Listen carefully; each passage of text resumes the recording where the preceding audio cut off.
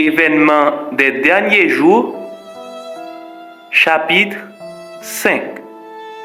La vie de piété de l'Église du reste. Un double élan. 196.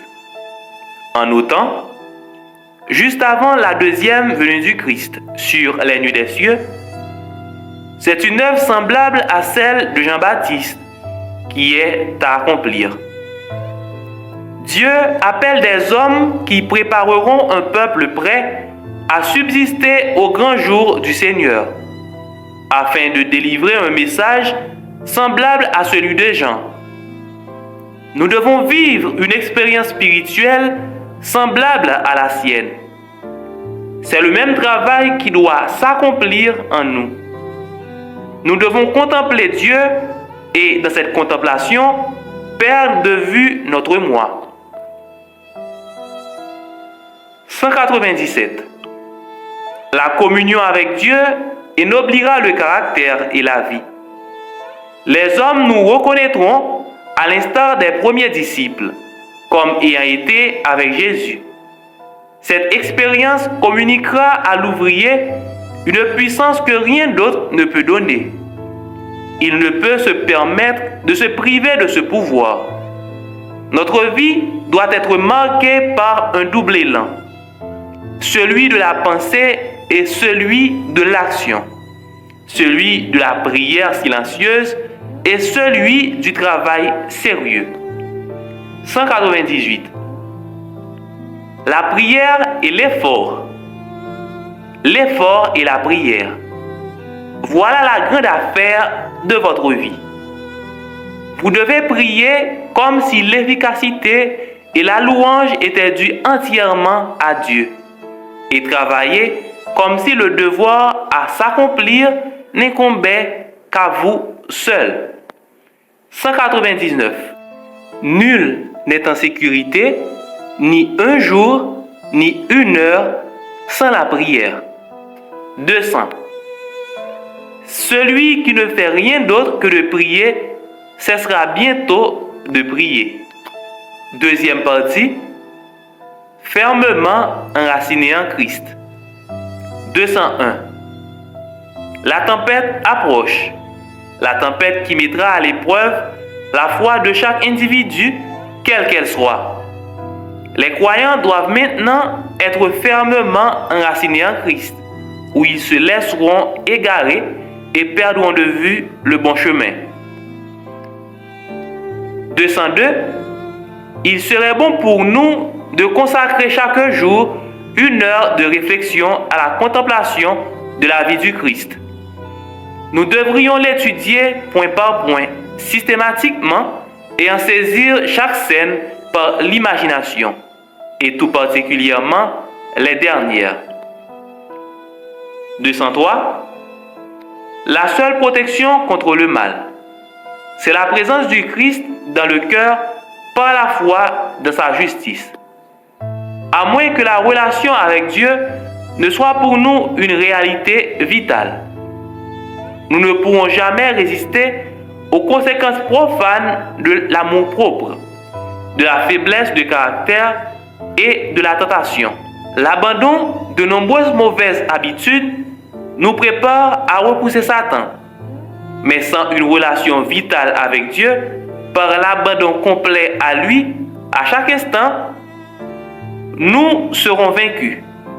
Sans une connaissance personnelle du Christ et une communion continuelle avec lui, nous demeurons à la merci de l'ennemi et nous finirons par lui obéir. 204. Le Christ et le Christ crucifié devait être le terme de notre contemplation, de notre conversation et de nos émotions les plus heureuses. Troisième partie, modelé par le Saint-Esprit. 205. Jamais le cœur humain ne connaîtra le bonheur tant qu'il ne se soumettra pas pour être modelé par l'Esprit de Dieu. L'Esprit rend l'âme renouvelée semblable au modèle par excellence, Jésus-Christ. Grâce à cette influence, l'inimitié envers Dieu est changée en foi et en amour, et l'orgueil en humilité. L'âme perçoit la beauté de la vérité, et le Christ est honoré par l'excellence et la perfection du caractère. 206. Il n'est pas une seule impulsion de notre nature, par une faculté de notre esprit ou une inclination de notre cœur, qui ne doivent à chaque instant demeurer sous le contrôle de l'Esprit de Dieu. 207. L'Esprit illumine nos ténèbres, nous informe dans notre ignorance, nous aide dans toutes nos difficultés. Mais notre esprit doit suivre constamment Dieu. Si nous permettons à l'esprit mondain d'intervenir, si nous n'éprouvons aucun désir de prier, de communier avec celui qui est la source de la force et de la sagesse, l'esprit n'habitera pas avec nous. Quatrième partie. La nécessité de l'étude biblique. 208. Aucun cœur renouvelé ne peut demeurer dans un état de réceptivité sans l'application quotidienne du sel de la parole. La grâce divine doit être reçue quotidiennement, sans quoi nul ne peut demeurer converti. 209. Que votre foi soit nourrie de la parole de Dieu. Emparez-vous fermement du témoignage vivant de la vérité. Gardez foi en Christ comme en un sauveur personnel. Il a été et sera toujours le rocher des siècles. 210. Les chrétiens devraient se préparer à l'événement formidable qui va surprendre bientôt le monde par une étude diligente de la parole de Dieu et un effort constant pour conformer leur vie à ses préceptes. 211. Seuls ceux qui auront fortifié leur esprit par l'étude des vérités bibliques demeureront fermes dans le dernier grand conflit. 212. Seuls ceux qui sont des étudiants zélés des Écritures et qui ont reçu l'amour de la vérité seront protégés contre la puissante séduction qui retient le monde captif. 213. Notre peuple a besoin de comprendre les oracles de Dieu. Il a besoin d'acquérir une connaissance systématique des principes de la vérité révélés qui le prépareront aux événements imminents et l'empêcheront d'être emporté à tout vent de doctrine. Cinquième partie. Mémoriser l'écriture. 214. À plusieurs reprises chaque jour, des moments bénis devraient être consacrés à la prière et à l'étude des Écritures, ne serait-ce que pour mémoriser un texte, afin que la vie spirituelle puisse se développer dans l'âme. 215. La précieuse parole est la règle de la jeunesse, qui veut être loyale envers le roi des cieux. Que les jeunes étudient les Écritures, qu'ils apprennent texte sur texte de mémoire et acquièrent ainsi la connaissance des déclarations du Seigneur. 216. Construisez un rempart autour de vous à l'aide de l'Écriture, et vous constaterez que le monde ne saurait la battre. Apprenez l'Écriture par cœur, et lorsqu'il avance ses tentations, répliquez à Satan par un vigoureux « Il est écrit ». C'est ainsi que notre Seigneur a surmonté les tentations de Satan et lui a résisté. 217. Ornez votre mémoire des précieuses paroles du Christ. Elles vaudront davantage que l'argent et que l'or. 218. Conservez une édition de poche de la Bible sur vous lorsque vous travaillez et mettez à profit chaque occasion pour mémoriser ces précieuses promesses. 219. Les temps viendront où de nombreuses personnes seront privées de la parole écrite. Mais si cette parole est imprimée dans la mémoire, personne ne pourra nous la ravir. 220. Étudiez la parole de Dieu, mémorisez ces précieuses promesses, afin que, lorsque nous serons privés de nos Bibles, nous puissions demeurer en possession de la parole de Dieu. Sixième partie, le chapitre 14 de l'Apocalypse, un ancrage pour l'âme du peuple de Dieu. 221. De nos jours, notre devoir est d'établir la pleine signification des messages des trois anges. Toutes nos transactions devraient être en accord avec la parole de Dieu. Les messages des trois anges sont solidaires et sont révélés dans le chapitre 14 de l'Apocalypse, du 6e verset à la fin. 222-223. Nombre de ceux qui ont reçu le troisième message n'avaient pas eu auparavant une expérience réelle des deux précédents. Satan l'a compris, et son méchant regard était posé sur eux pour les accabler. Mais le troisième ange attirait leur attention sur le lieu très saint. Et ceux qui avaient fait l'expérience des autres messages leur montraient la voie vers le sanctuaire céleste. Beaucoup apercevaient le parfait enchaînement des messages des anges et les reçurent l'un après l'autre avec joie, suivant Jésus dans le sanctuaire céleste. Ces messages m'ont été présentés comme une encre de l'âme pour le peuple de Dieu. Ceux qui les comprennent et les acceptent seront gardés contre les subterfuges de Satan. Septième partie, éduquer l'esprit pour avoir foi en la parole de Dieu. 224. Ceux qui se sentent libres de remettre en question la parole de Dieu, de mettre en doute toute chose qui peut éventuellement susciter l'incrédulité, découvriront qu'il leur est nécessaire de mener une très dure lutte pour garder la foi dans les moments de trouble. Il leur sera quasiment impossible de surmonter l'influence qui paralyse leur esprit éduqué dans le sens de l'incroyance, car leur âme est prise au piège de Satan et se trouve sans puissance pour briser le terrible filet qui a été tissé toujours plus serré pour l'emprisonner. Celui qui s'habitue à remettre en question, à douter et à critiquer, se renforce lui-même dans l'incrédulité. Huitième partie. Se préparer aux futures épreuves. 225. Les serviteurs du Christ n'ont pas à préparer leur discours pour le temps où ils seront traduits en jugement à cause de leur foi. Leur préparation s'effectue jour après jour, en gardant précieusement dans leur cœur les vérités de la parole de Dieu, en se nourrissant des enseignements du Christ et en fortifiant leur foi dans la prière. Ensuite, lorsqu'ils seront traduits devant un tribunal, le Saint-Esprit leur rappellera les vérités mêmes qui sont de nature à atteindre les cœurs de leurs auditeurs. Dieu rappellera instantanément à leur mémoire les connaissances obtenues par une étude assidue des Écritures, au moment précis où ils en auront besoin. 226. Lorsque viendra le temps de l'épreuve, certains hommes qui prêchent actuellement aux autres découvriront alors, en examinant les positions qu'ils défendent, qu'il y a beaucoup de questions auxquelles ils ne peuvent donner une réponse satisfaisante. Jusqu'à ce qu'ils aient été mis à l'épreuve, ils ne se rendront vraiment pas compte de leur grande ignorance.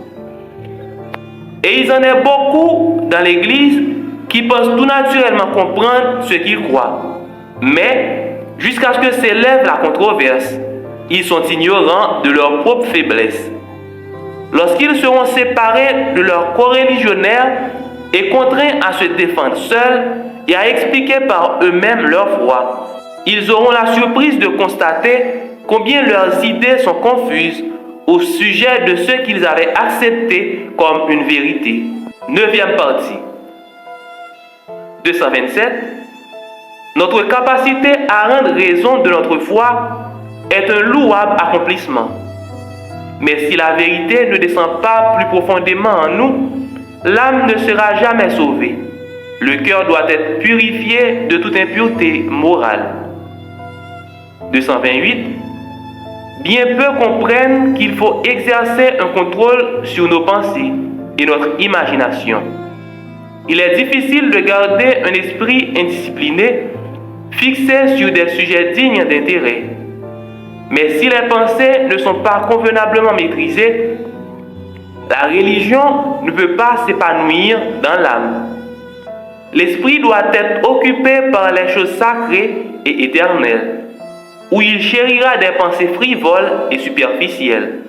Les énergies intellectuelles et morales doivent être disciplinées ensemble. Elles se fortifieront et s'amélioreront par l'exercice. 229. Nous avons grandement besoin d'encourager et de cultiver des pensées chastes et de fortifier les énergies morales plutôt que les énergies basses et charnelles. Dieu nous aide à ouvrir les yeux sur nos appétits charnels. L'exemple d'Enoch. 230. Enoch marcha avec Dieu pendant 300 ans avant d'être enlevé aux cieux. Et l'état du monde à son époque n'était pas alors plus favorable au perfectionnement du caractère chrétien qu'il ne l'est aujourd'hui. Et comment Enoch marcha-t-il avec Dieu? Il éduqua son esprit et son cœur afin de se sentir toujours en présence de Dieu. Et lorsqu'il était plongé dans une profonde perplexité, ses prières montaient vers Dieu afin qu'il soit gardé. 231. Il refusait toute conduite qui pouvait offenser son Dieu. Il gardait le Seigneur continuellement présent à sa pensée. Il priait, disant: Enseigne-moi tes voies, afin que je n'erre pas. Quel est ton bon plaisir à mon sujet? Que dois-je faire pour t'honorer, mon Dieu? Ainsi, il ajustait toujours sa conduite et son chemin au commandement de Dieu, et il faisait parfaitement confiance à son Père céleste, lui demeurant fidèle en tout, sans douter de son aide. Il n'avait aucune pensée, aucun désir qui lui fût propre. Il était rempli de la volonté de son Père. 232. Sachez-le, Enoch était le représentant de ceux qui seront sur la terre lorsque le Christ reviendra, et qui seront enlevés aux cieux sans connaître la mort. 233. Enoch connaissait des tentations aussi bien que nous. Il était entouré d'une société qui n'aimait pas plus la justice que celle qui nous entoure nous-mêmes. Il respirait une atmosphère souillée par le péché et la corruption autant que la nôtre. Et cependant, il vécut une vie de sainteté. Il n'était pas touché par les péchés dominants de son temps. Ainsi, nous pouvons demeurer purs et sans souillure. 11e partie. Se souvenir des anciennes bénédictions de Dieu. 234.